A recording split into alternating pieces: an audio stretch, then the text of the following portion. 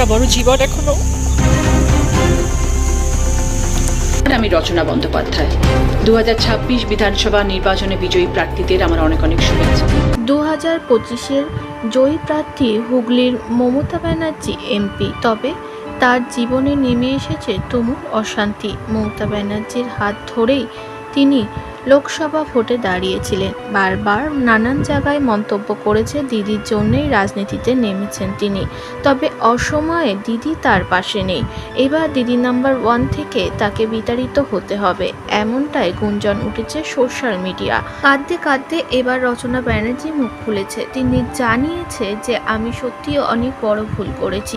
রচনা ব্যানার্জি বলেন, দিদি শুধু প্রয়োজনে অ্যাক্টর অ্যাক্ট্রেসদের কাজে লাগিয়েছে, তাদের বিপদে পাশে দাঁড়ায়নি। তিনি ভাইপোর বিপদ নিয়েই পড়ে আছে। এখানে একটার পর একটা সাংসদ জেল খাটছে, গ্রেপ্তার করা হচ্ছে, তাদেরকে নিয়ে কোনো রকম প্রোটেস্ট করছেন না তিনি।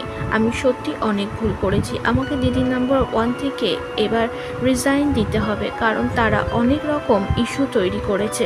সবটাই হচ্ছে কিসের জন্য আমি বুঝতে পারছি, তবে আমি এই বিষয় নিয়ে কোনো কথা বলতে চাই না। যেই ভুলটা আমি করেছি তারই এখন মাসুল দিতে হচ্ছে। আমার ঘরে একটা সন্তান রয়েছে, অনেক বছর হয়ে গেছে আমি মুভি করা ছেড়ে দিয়েছি। তবে এবার আমার দিদি নাম্বার 1 থেকে যেই রোজগারটা আসতো সেটাও বন্ধ হয়ে যাবে।